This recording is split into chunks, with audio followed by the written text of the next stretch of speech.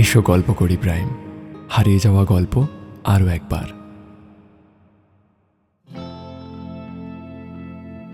নমস্কার, আমরা এসো গল্প করি আর আপনি শুনছেন এসো গল্প করি প্রাইম। আজ আপনাদের জন্য আমার অতি প্রিয় একটি গল্প, কথা সাহিত্যিক বিভূতিভূষণ বন্দ্যোপাধ্যায়ের লেখা কুয়াশার রং।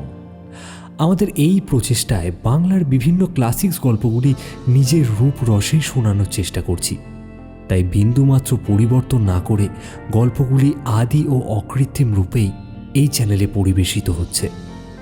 তবে শুধুই ক্লাসিক্স গল্পই নয়, বাংলার ও দেশ বিদেশের আরও বেশ কিছু গল্প নিয়ে প্রতি রবিবার হাজির হব আপনাদের কাছে। আর কোন কোন গল্প শুনতে আপনারা ইচ্ছুক তা অবশ্যই কমেন্টে জানান। আজকের গল্পের সূত্রধার আমি বরেন, গল্প পাঠে রিতম, আর আজ আমাদের সাথে রয়েছে ওয়ান্ডারিং বুকশেলফ থেকে সমৃদ্ধি এবং শুভ, পরিকল্পনা ও সাউন্ড ডিজাইনিংয়ে প্রীতম। শুরু হচ্ছে আজকের গল্প কুয়াশার রং।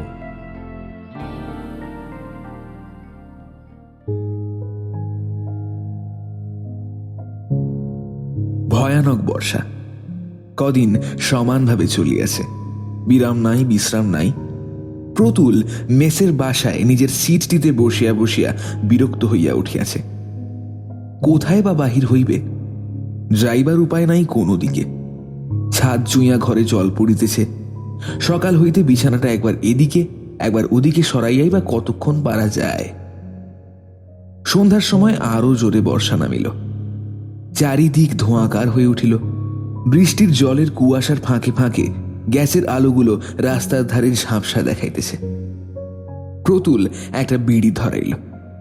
সকাল হইতে এক বান্ডিল বিড়ি উঠিয়া গিয়াছে।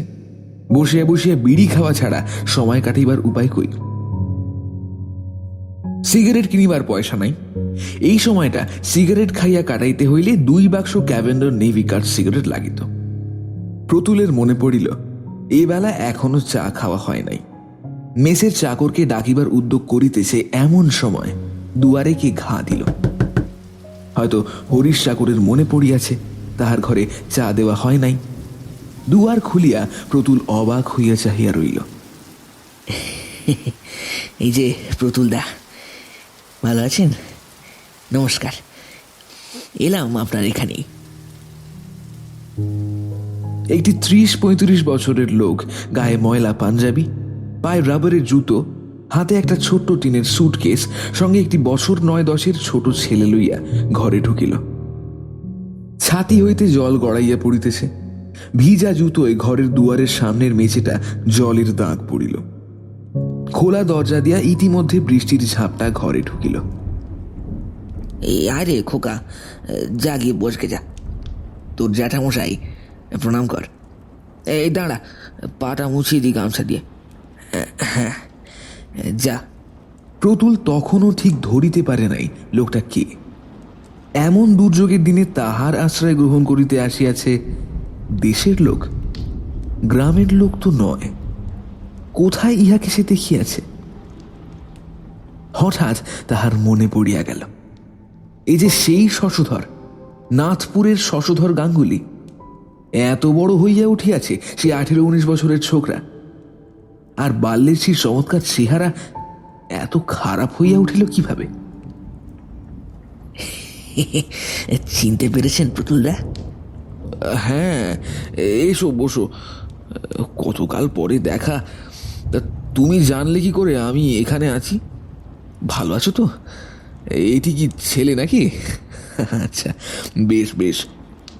শশধর রাঙা দাঁত বাহির করিয়া এক গাল হাসিয়া বলিল, তা হবে না। আজ কত বছরের কথা বলুন তো? আজ 12-13 কি 14 বছরের কথা হয়ে গেল যে। আপনার ঠিকানা নিলুম জীবন ভট্টাচার্যের কাছ থেকে। জীবন ভট্টাচার্য মনে পড়ছে না? সেই যে জীবনদা আমাদের লাইব্রেরির সেক্রেটারি ছিল। কিন্তু জীবন বাবুই বা আমার ঠিকানা জানলেন কি করে? তার সঙ্গেও তো 12-13 বছর দেখানি। যতদিন নাচপুর ছেড়েছি ততদিন তার সঙ্গেও। আসলে জীবনদার এক শালার বন্ধু আপনারও বন্ধু, রাধিকা বাবু। চিনতে পেরেছেন এবার? সেখানে জীবনদা শুনেছে আপনি তো আমাদের খবর রাখেন না, আমরা আপনার রাখি। এক কাপ চা খাওয়ান না দাদা, বড্ড ঠান্ডা হাওয়া দিচ্ছে। সঙ্গের ছোট্ট ছেলেটি অমনি বাবার কাছে খাওয়ার জন্য বায়না করতে লাগলো। তাহার বাবা তাকে ধমক দিয়া বলিল, ছোকরার অমনি খিদে পেয়ে গেল, থাম না, খেয়েছিস তো দুপুরবেলা। প্রতুল বলিল, আহা, ওকে ধমকাচ্ছ কেন? ছেলে মানুষের খিদে তো পেতেই পারে। দাঁড়াও খোকা, আমি খাবার আনাচ্ছি। চা ও জলযোগের পর্ব মিটিয়া গেলে প্রতুল বলিল, তারপর শশধর, এখন হচ্ছে কি? করবো আর কি, রামজীবনপুরের ইউপি স্কুলের হেড পণ্ডিত। আজ দুদিন ছুটি নিয়ে কলকাতায় এলাম, একটু কাজ আছে। ভালো কথা প্রতুলদা, এখানে একটু থাকবার জায়গা হবে? প্রতুল বলিল, হ্যাঁ হ্যাঁ, তার আর কি, থাকো না, জায়গা তো যথেষ্টই রয়েছে। আমি বলে দিচ্ছি তোমাদের খাবার কথা রাত্রে।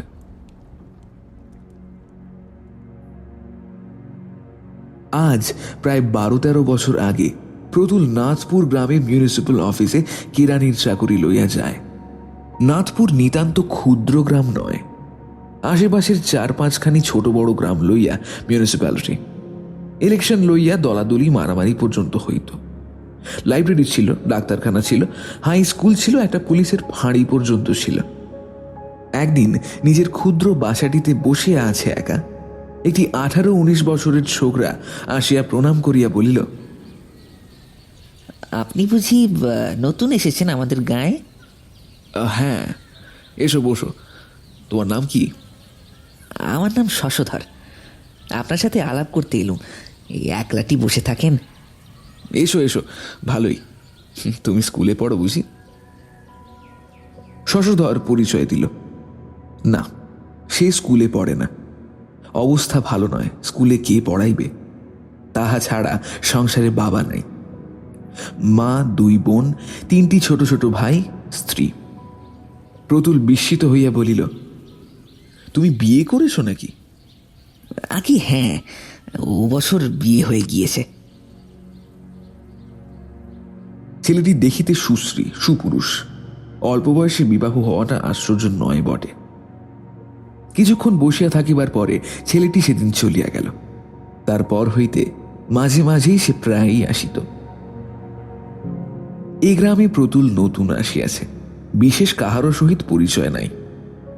এই অবস্থায় একজন তরুণ বন্ধু লাভ করিয়া প্রতুলও খুশি হল। সময় কাটাইবার একটা উপায় হইল। সন্ধেবেলাটা দুজনে গল্প গুজবে কাটিয়া যেত। একদিন শশধর প্রতুলকে খাবার নিমন্ত্রণ করিল। শশধরের মা তাকে ছেলের মতো যত্ন করিয়া খাওয়াইলেন। শশধরের বোন কণা তাকে প্রথম দিনেই প্রতুলদা বলিয়া ডাকিল। এই নির্বান্ধব পল্লীগ্রামে ইহাদের স্নেহ সেবা প্রতুলের বড় ভালো লাগিল সেদিন। ইহার পর অফিস হইতে প্রতুল নিজের বাসায় ফিরিতে না ফিরিতে শশধর প্রতুলকে ডাকিয়া নিজের বাড়িতে প্রায়ই লইয়া যায়। প্রায়ই বৈকালের চা পানের ও জলযোগের ব্যবস্থা সেখানেই হইয়া থাকে। দিন কতক যাইবার পরে প্রতুল ইহাতে সংকোচ বোধ করিতে লাগিল। শশধরের সাংসারিক ব্যবস্থা বিশেষ সচ্ছল নয়। রোজ রোজ তাহার জলযোগের জন্য উহাদের খরচ করাইতে প্রতুলের মন সায় দিল না। সে যাওয়া বন্ধ করিল। অবশ্য মুখে সোজাসুজি কোনো কিছুই বলিতে পারা সম্ভব ছিল না। তবে যাইবার ইচ্ছে না থাকিলে ওজর আপত্তির অভাব হয় না।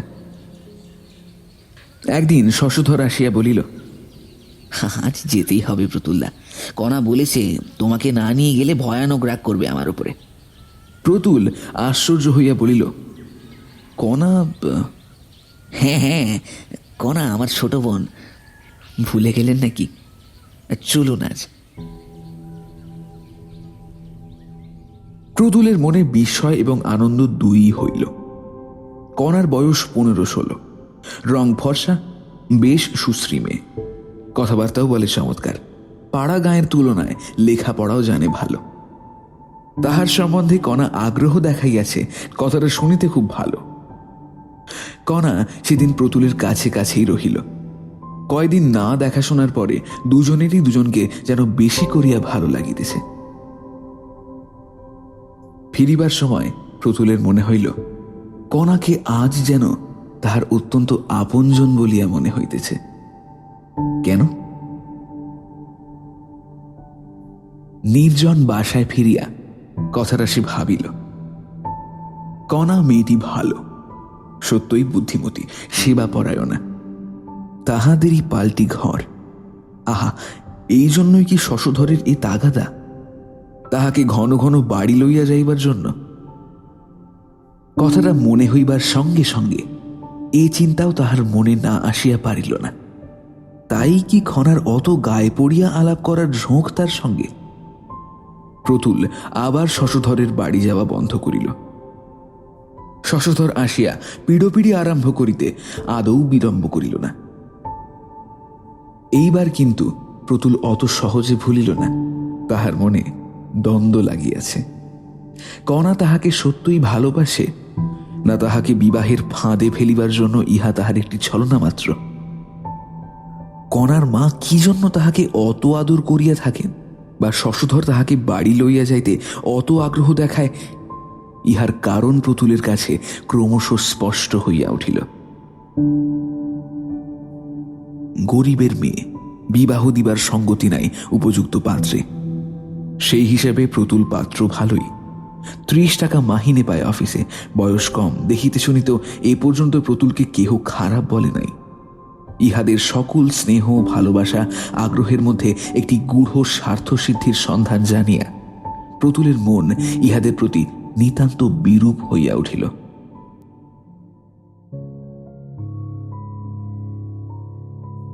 মাস 2 কাটিয়া গিয়াছে।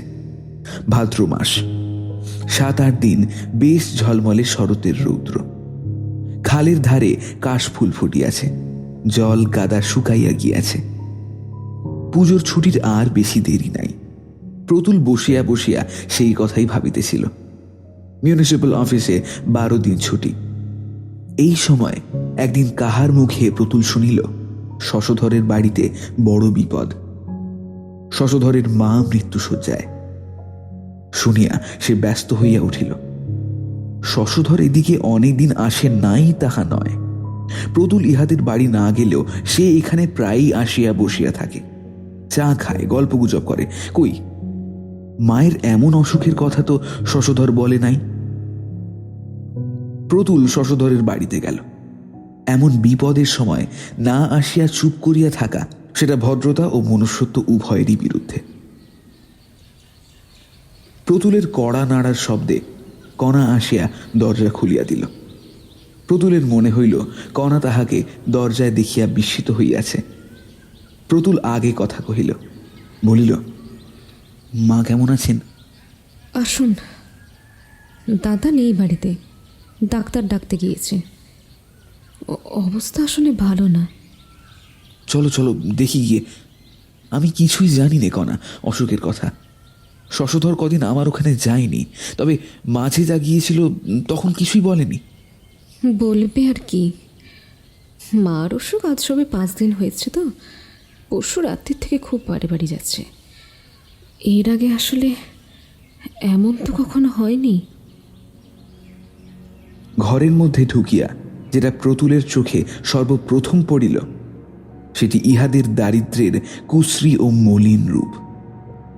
সে নিজেও বড় লোকের ছেলে নয়, কিন্তু তবুও তাহাদের বাড়িতে যে শ্রীছাদ আছে, এখানে তার শিকিও নাই। কণা বলিল, তা এতকাল আসেননি কেন এদিকে? আমাদের তো ভুলেই গিয়েছেন। প্রতুলের মনে কষ্ট হইল। কণার ক্লান্ত, উদ্বেগপূর্ণ এবং ঈষৎ বিষণ্ণ চোখ দুটির দিকে চাহিয়া তাহার মনে হইল সে বড় নিষ্ঠুর কাজ করিয়াছে এতদিন এখানে না আসিয়া। কণা বড় ভালো মেয়ে। যতক্ষণ প্রতুল তাহাদের বাড়িতে রহিল, ততক্ষণের মধ্যেই প্রতুল জানিতে পারিল কণার কি কর্তব্য জ্ঞান, রুগ্ন মায়ের কি সেবাটাই করিতেছে কণা।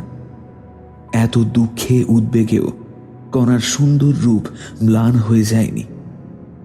অনেক মেয়েকে সে দেখিয়াছে, সাজিলে গুজিলে সুশ্রী বলিয়া মনে হয়, কিন্তু মলিন কাপড় পরিয়া থাকিলে বা চুল বাঁধা থাকিলে, কিংবা হয়তো সদ্য ঘুম থেকে ওঠা অবস্থায় দেখিলে বড় খারাপ দেখায়। কণার রূপের মধ্যে কিছু একটা আছে যাহাতে কোনো অবস্থাতেই খারাপ দেখায় না। এত অনিয়ম, রাত্রি জাগরণ, উদ্বেগ, পরিশ্রমের মধ্যেও কণা তেমনই ফুটন্ত ফুলটির মতো তাজা, তেমনই লাবণ্য ওর সুকুমার মুখে।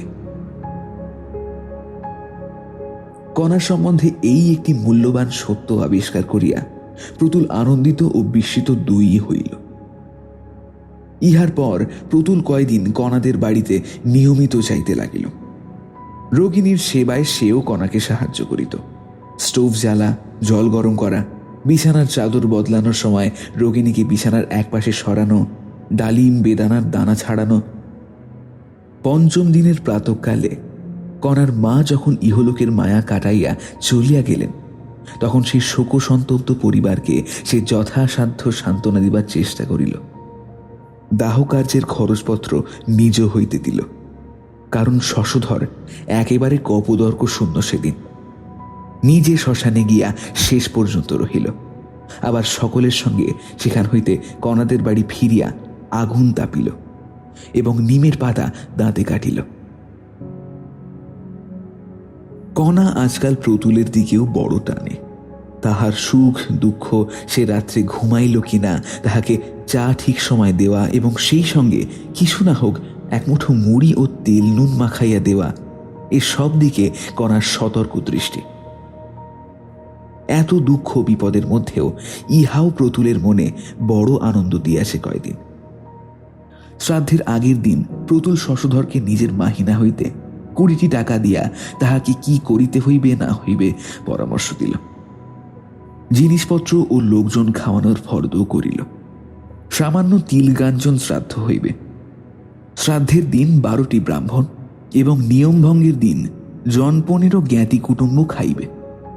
এসব কথা কণাদের বাড়িতে বসিয়াই হইতেছিল। পরামর্শান্তে প্রতুলকে বসিয়া রাখিয়া শশধর কোথায় বাহির হইয়া গেল। প্রতুলের বসিয়া থাকিবার কারণ, সে এখনো বৈকালিক চা পান করে নাই। না খাইয়া গেলে কণা চটিয়া যাইবে। কণা চা লইয়া ঘরে ঢুকিল। প্রতুল কণার হাত হইতে পেয়ালাটি লইয়া বলিল, বসো কণা, কালকের সব জোগাড় করে রাখো। ফর্দ দিয়েছেন নবীন ভট্টাচার্য, সন্ধ্যার পর একবার দেখে নিও সেখানে। শশধর কেনাকাটা করতে গিয়েছে, যদি কিছু বাদ পড়ে আনিয়ে নিও। আপনি টাকা দিলেন? হ্যাঁ, তা মানে কত টাকা দিলেন? সে কথায় কি দরকার, সে এমন কিছু নয়। তাছাড়া এ তো ধার। শশধর আবার আমায়। দাদা আবার আপনাকে ছাই দেবে। আপনাকে কথাটা বলবো ভেবেছি, কেন আপনি আমাদের পিছনে এমন করে খরচ করবেন? রোগের সময় টাকা দিয়েছেন, আবার কাজের সময় দেবেন। আপনি কি এমন 950 টাকা ব্যাংকে জমিয়েছেন শুনি? মাইনে তো 530 টাকা। আপনার নিজের বাবা মা ভাই বোন রয়েছে, তাদের কি দেবেন? নিজে কি খাবেন? আপনাকে বলি শুনুন, দাদা বেকার বসে আছে, আপনার কাছ থেকে টাকা নেই তা কখন আর উপর হাত করবে না।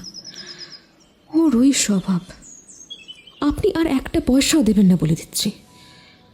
মায়ের কাজ হোক না হোক আপনার কি, আপনি কেন দিতে যাবেন? প্রতুল বিস্মিত দৃষ্টিতে কণার মুখের দিকে চাহিল। কণার মুখে একটি সবল তেজস্বী সারল্য। সত্যবাদী ও স্পষ্টভাষী ওর ডাগর চোখ দুটি, যা খোসামত করিতে বা ছলনা করিতে শেখে নাই আজও। প্রতুলের মনে হইল, কিন্তু কণা আজ এই কি নতুন ধরনের কথা বলিল? ভারী আশ্চর্য কথা। এতদিন কণাকে চিনিতে পারে নাই সে, আজ চিনিল বটে। শ্রদ্ধায় ও সম্ভ্রমে প্রতুলের মন পূর্ণ হইয়া উঠিল। কণা সাধারণ মেয়ে নয়।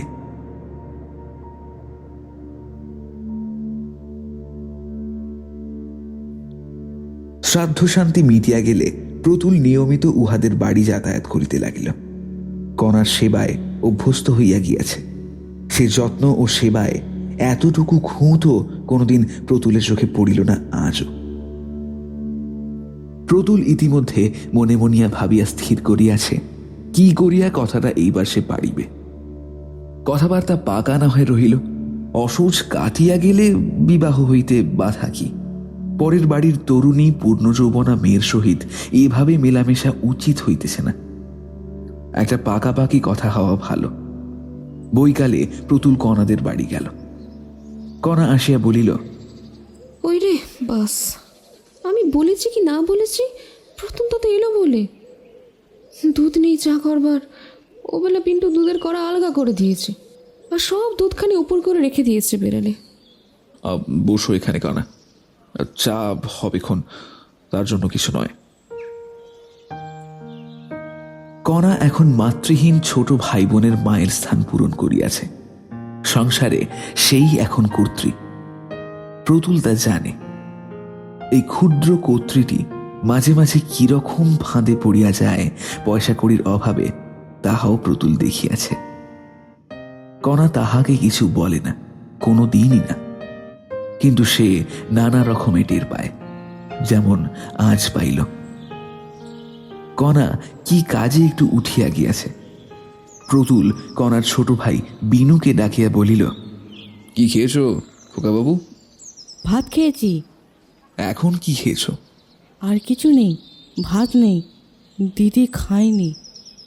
কণা খায়নি কেন? ভাত ছিল না তো, ওবেলা চাল ধার করে নিয়ে এলো দিদি ওই সরকারদের বাড়ি থেকে। দাদা কাল কোথায় গিয়েছে আজও তো ফিরল না। মহেশ চক্রবর্তীর দোকানে টাকা পাবে বলে চাল ডাল দেয় না আজকাল। দিদি এখন কোথায় পাবে, কোন দিকে যাবে কি জানি। প্রতুল অনেক কথা ভাবিল। কণার সংসার চালাইতে পারে না টাকার অভাবে। সে নিজে যদি বাহির হইতে 2-10 টাকা সাহায্য করে, সেটা যেন ভিক্ষে দেওয়ার মতো দেখায়। সে টাকা হাত পাতিয়া লওয়ায় কণার গৌরব ক্ষুণ্ণ হইবে। কণাকে সে অপমানের মধ্যে টানিয়া আনিতে তাহার মন সরে না, অথচ এরকম কষ্ট করিয়াই বা কণা কতদিন বাঁচিবে? সব দিকের সুমীমাংসা করিতে হইলে বিবাহের কথাটা পাড়িতে আর বিলম্ব করা উচিত নয়। আজই সে কণার সঙ্গে এ বিষয়ে একটা বোঝাপড়া করিবে, তাহার পরে শশধরকে জানাইলেই চলিবে। এখন শশধরটা মানুষ নয়, সে ইতিমধ্যে বেশ বুঝিয়া ফেলিয়াছে। কণা চা লইয়া ঘরে ঢুকিয়া বলিল, আসলে একটু দেরি হয়ে গেল প্রতুলদা, দুধ আসলে একদম ছিল না, আনলাম রায় কাকাদের বাড়ি থেকে। দেখুন তো চাটা খেয়ে কেমন হয়েছে।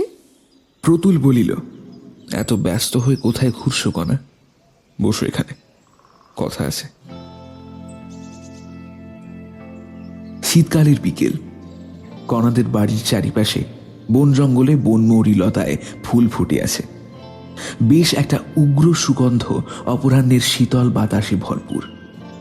ভাঙা ইটের পাঁচিলের গায়ে রাঙা রোদ পড়িয়া কণাদের পুরনো পৈতৃক ভদ্রাসনের প্রাচীনত্ব ও দারিদ্র্য যেন আরো বাড়াইয়া তুলিয়াছে। কণা বসিল। প্রতুলের মুখের দিকে আগ্রহের সহিত চাহিয়া বলিল, কি প্রতুলদা? তোমাকে এই কথাটা বলি, কিছু মনে করো না কণা। অনেক দিন থেকে কথাটা আমার মনের মধ্যে রয়েছে, বলি বলি করে আর বলা হয়ে উঠছে না। তুমি আমায় বিয়ে করবে কণা? আমি অত্যন্ত সৌভাগ্য বলে মনে করব যদি। কণা খানিকটা চুপ করিয়া রহিল। খানিকক্ষণ দুজনের কেহই কথা বলিল না। তারপরে কণা ধীরে ধীরে অনেকটা চাপা সুরে বলিল, সে হয় না প্রতুলদা, হয় না প্রতুলদা। প্রতুল বিস্মিত হইল। কণার উত্তর সম্পূর্ণ অপ্রত্যাশিত তাহার কাছে। বলিল, কেন হয় না কণা? কণা মাটির দিকে চোখ রাখিয়া আগের নিম্ন সুরে বলিল, কারণ আছে অবশ্যই, কিন্তু সে কথা বলবো না। এই বিয়ে হতে পারে না। কারণটা জানতে পারলে বড় ভালো হতো কণা। খুব বেশি কিছু বাধা আছে কি? হ্যাঁ। কারণটা বলবে? আপনি কিছুই জানেন না? দাদা কিছু বলেনি আপনাকে? প্রতুল আরো বিস্মিত হইল। কি জানিবে সে? শশধরই বা তাহাকে কি বলিবে? অত্যন্ত আগ্রহ ও কৌতূহলের সঙ্গে সে বলিল, না কণা, তুমি কি বলছো আমি কিছুই বুঝতে পারছি না। শশধর কি বলবে আমায়? আমি আমি বিধবা। হ্যাঁ, তুমি? হ্যাঁ, 8 বছর বয়সে আমার বিয়ে হয়। 13 বছর বয়সে এই 5 বছর হলো। প্রতুলের মাথা বনবন করিয়া ঘুরিতে লাগিল, যেন সর্বশরীর যেন ঝিমঝিম করিতেছে। কণা বিধবা, কণার বিবাহ হইয়াছিল 8 বছর বয়সে। অদৃষ্টের এই কি দারুণ পরিহাস! আর সে কত আকাশ কুসুম না রচনা করিয়াছে মনে মনে এই কণাকে লইয়া। ইহাদের প্রতি মনে মনে কত অবিচার করিয়াছে তাহাকে জামাই করিবার উদ্দেশ্য প্রতি আরোপ করিয়া। গ্লানি ও অনুতাপে প্রতুলের মন পূর্ণ হইয়া গেল। কিন্তু কণা, এ কথা আমি কিছুই জানি নে, আমাকে তো কেউ কিছুই বলেনি। আমার কিন্তু ধারণা ছিল যে আপনি জানেন, দাদা বলেছে আপনাকে। আমিও খুব অবাক হয়ে গেছি কথাটা শুনে। একটা কথা বলবো? দেখো, বিধবার পুনর্বিবাহ তো হচ্ছে সমাজে। প্রতুলদা, ওসব কথা থাক। যা হয় না যেখানে, সেখানে সে কথা তো না। মিথ্যে মিথ্যে কেন? না, আমার কথার উত্তর দাও কণা। আমি অমন ধরনের কথা শুনবো না তোমার মুখে। তোমায় সুখী করার দিকে আমার লক্ষ্য, সেই জন্য সংস্কার এবং সমাজ আমি অনায়াসেই ঠেলব। কণার চোখ দিয়ে জল গড়াইয়া পড়িল। সে মুখ নিচু করিয়া আঁচলের প্রান্ত দিয়া চোখ মুছিয়া বলিল, আপনার পায়ে পড়ে প্রতুলদা, আপনার পায়ে পড়ে। প্রতুল আর কিছু বলিল না। পরদিন অফিসে আসিয়াই সে চাকুরিতে ইস্তফা দিয়া দিল 1 মাসের নোটিসে। এখানে আর থাকিবে না সে, থাকিয়া লাভ নাই। এই 1 মাসের মধ্যে সে কণাদের বাড়িতে গেল প্রায় প্রত্যেক দিনই, কিন্তু চাকুরিতে নোটিশ দেওয়ার কথা কাহা কেউ বলিল না। বিবাহ সম্বন্ধে কণার সাথে আর কোনো কথাও বলে নাই, যদিও কণা আগের মতোই তাহার কাছে নিঃসংকোচে আসে, বসে কথাবার্তা কয়। যাইবার পূর্বে সে কণাদের বাড়ি গেল। অন্যান্য কথাবার্তার পর সে বলিল, কণা, আমি এখান থেকে চলে যাচ্ছি কাল। কণা আশ্চর্য হইয়া প্রতুলের মুখের দিকে চাহিয়া বলিল, চলে যাবেন কেন? চাকরি ছেড়ে দিচ্ছি। সে কি কথা? কথাটা ঠিকই তাই, কাল যাচ্ছি। সত্যি? সত্যি, মিথ্যে বলে লাভ কি? সে কথা তো আগে একদিনও বলেননি। না, বলিনি। বলেই বা লাভ কি? যেতে যখন হবে। কেন? এখানে আপনার অসুবিধা কি হচ্ছিল? ভালো চাকরি পেয়েছেন বুঝি কোথাও? না না, কোথাও না। কণা চুপ করিয়া রহিল, প্রতুলও তাই। খানিক পরে কণা বলিল, যাবেন তা জানতুম। বিদেশি লোক আপনি, আপনাকে তো ধরে রাখা যাবে না। আর আমাদের কথা আপনি শুনবেনই বা কেন? অনেক জ্বালাতন করেছি তোমাদের, কিছু মনে করো না কণা। কণা চুপ করিয়া রহিল।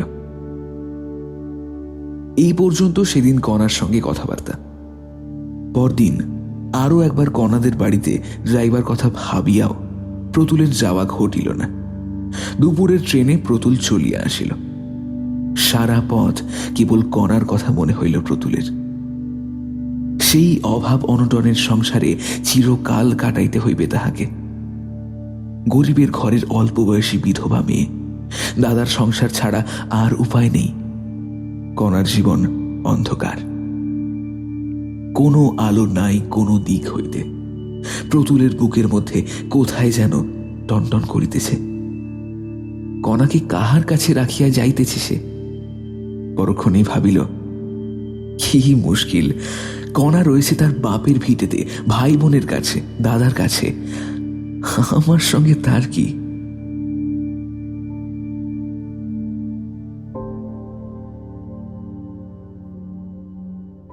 মাস 6 পরে, সেই ফাগুন মাসেই মায়ের পীড়াপিড়িতে তাহাকে বিবাহ করিতে হইল। প্রতুলের শ্বশুরের 2-3টি ছোট বড় কলিয়ারি ছিল, কিন্তু কলিয়ারিগুলির অবস্থা ছিল খারাপ। চুরি হইত, নির্ভরযোগ্য ম্যানেজারের অভাবে কলিয়ারিগুলি লোকসানির মহল হইয়া পড়িয়া থাকিত। প্রতুলের শ্বশুর একদিন প্রস্তাব করিলেন, সে অফিসে চাকুরি না করিয়া যদি কলিয়ারিগুলির তত্ত্বাবধান করে তবে অফিসে যা বেতন পাইতেছে তাহা তো পাইবেই, উপরন্তু ভবিষ্যতে একটা উন্নতির আশা থাকে শ্বশুর জামাই উভয়েরই। প্রতুল শ্বশুরের প্রস্তাবে রাজি হইল। আরো বছর 2 পরে কলিয়ারির অবস্থা সত্যই ফিরিল প্রতুলের কর্মদক্ষতায়। ইতিমধ্যে তাহার একটি ছেলে হয়েছিল। প্রতুল আসানসোলের রেল স্টেশন হইতে 3 মাইল দূরে বুদ্ধচক কলিয়ারিতে স্ত্রী পুত্র লইয়া বাস করে। একটু স্টাইলের উপরেই থাকে, না থাকিলে চলে না, কাজের খাতিরেই থাকতে হয় নাকি। কি জানি কেন এখানে আসিয়া কণার কথা তাহার বড়ই মনে পড়িতে লাগিল। আজ তাহার এই সাজানো বাংলো, সুখ ঐশ্বর্য ইহাদের ভাগ কণা কিছুই পাইল না। সেই সুদূর পাড়াগাঁয়ে দারিদ্র ও নিরাশার অন্ধকারের মধ্যে ভাঙা পুরনো ইটের পুরনো কোঠাবাড়ি আঁকড়াইয়া পড়িয়া রহিল। প্রতুলের মনটা যেন হাহা করিয়া ওঠে। সে বুঝিল এখনো কণার কথা তাহার মন জুড়িয়া বসিয়া আছে, তাই তাহাকে ভুলিয়া যাওয়া প্রতুলের পক্ষে সহজ নয়। প্রতুলের স্ত্রী বড় লোকের মেয়ে, বাল্যকাল হইতে সে সুখ ভোগ করিয়া আসিতেছে। তাহাকে খাওয়াইয়া পরাইয়া নতুন জিনিস দেখাইয়া লাভ কি? তেলা মাথায় তেল দেওয়া। বরং যে চিরবঞ্চিতা, জীবন যাহাকে কিছুই দেয় নাই, তাহাকে যদি আজ সে, কেন এমন হয় জীবনে কে বলিবে? যে পাইয়া আসিতেছে সেই বরাবর পায়, যে পায় না সে কখনোই পায় না। যাহাকে খাওয়াইয়া সুখ, পড়াইয়া সুখ, দেখাইয়া সুখ, তাহাকে খাওয়ানো যায় না, পড়ানো যায় না, দেখানো যায় না। কেন এমন হয়? এসব 4-5 বছর আগের কথা। আজ কয়েকদিন হইল প্রতুল কলকাতায় আসিয়াছে চাকুরির খোঁজে। কলিয়ারি আছে, কিন্তু প্রতুলের স্ত্রী নাই। পুনর্মূষিকের পর্যায়ে আসিয়া দাঁড়াইবার ইতিহাস আছে। সংক্ষেপে এই যে, গত বছর স্ত্রীর মৃত্যুর পর হইতেই শ্বশুরের কলিয়ারিতে থাকা প্রতুলের ভালো মনে হইল না, এবং তারপরে দেখা গেল প্রতুলের শ্বশুরেরও তাহা ক্রমশ ভালো বলিয়া মনে হইতেছে না। সুতরাং আজ কয়েকদিন হইল প্রতুল তাহার ছেলেটিকে সঙ্গে লইয়া কলিকাতায় আসিয়া এই পরিচিত মেসটিতে উঠিয়াছে এবং চাকুরির সন্ধানে আছে। এই সেই শশধর, কণার ভাই। এত কাল পরে হঠাৎ এভাবে কোথা হইতে কেমন করিয়া আসিয়া পড়িল। কিছুক্ষণ বসিয়া শশধর চা খাইয়া সুস্থ হইবার পরে প্রতুল বলিল, তারপর কি মনে করে, কেমন আছো? শশধর বলিল, ভালোই আছি। আপনি এখানে আছেন তা শুনলাম জীবনদার কাছে। আপনি নাকি চাকুরি খুঁজছেন, সেই জন্যই আমার আশা এখানে। আপনার সব কথাই শুনেছি।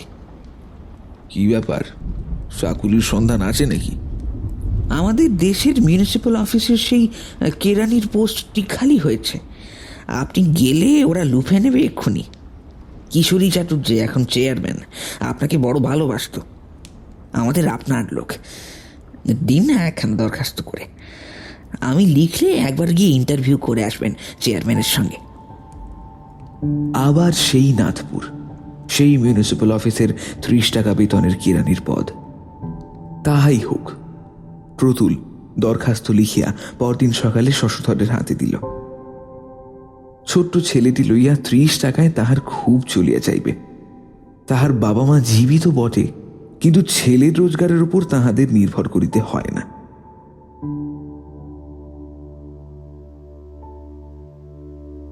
দিন 15 পরে শশধর লিখিল, চাকুরির সব ঠিক, একবার আসিয়া চেয়ারম্যানের সঙ্গে দেখা করা দরকার।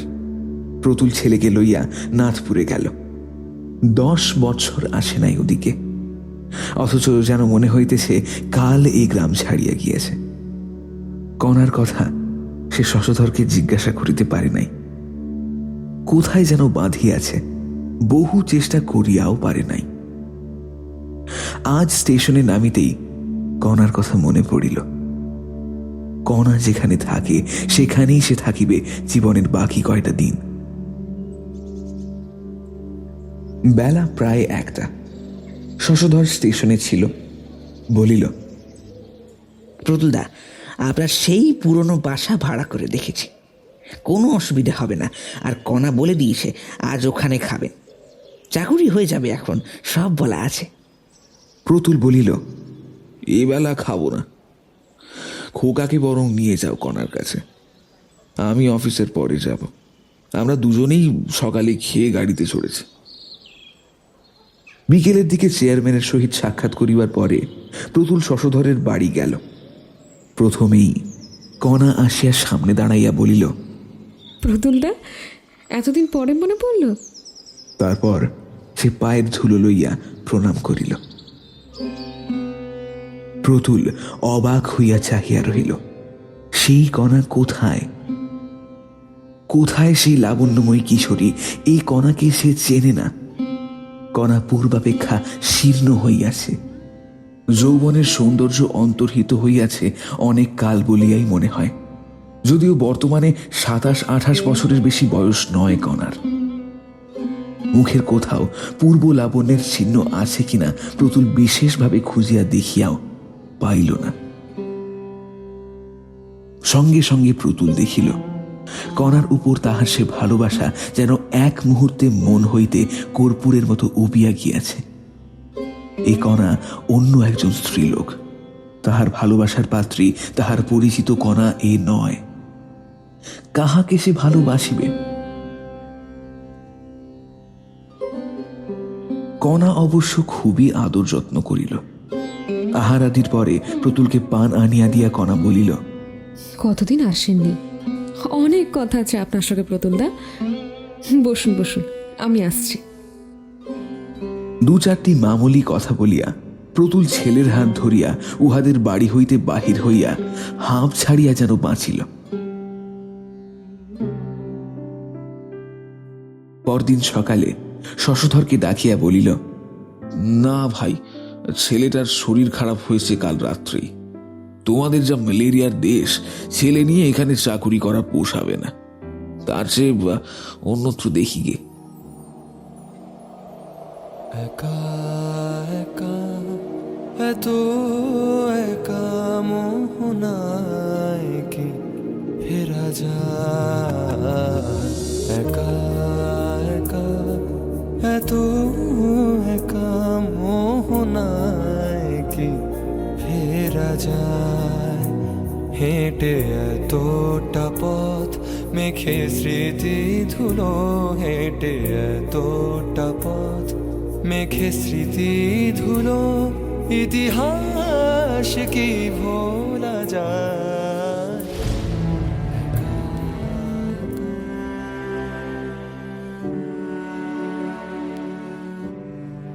শুনছিলেন কথা সাহিত্যিক বিভূতিভূষণ বন্দ্যোপাধ্যায়ের একটি অসাধারণ গল্প। এমনই অনেক গল্প নিয়ে আমাদের এই উদ্যোগ এসো গল্প করি প্রাইম। লাল বাটনটি প্রেস করে সাবস্ক্রাইব করে আমাদের পাশে থাকুন এবং এই উদ্যোগে আমাদের এগিয়ে যেতে সাহায্য করুন। আর কমেন্টের মাধ্যমে অবশ্যই জানান আপনার মূল্যবান মতামত। দেখা হচ্ছে সামনের সপ্তাহে আবারও নতুন একটি গল্পের সাথে। শুভরাত্রি, ভালো থাকবেন এবং সকলকে ভালো রাখবেন।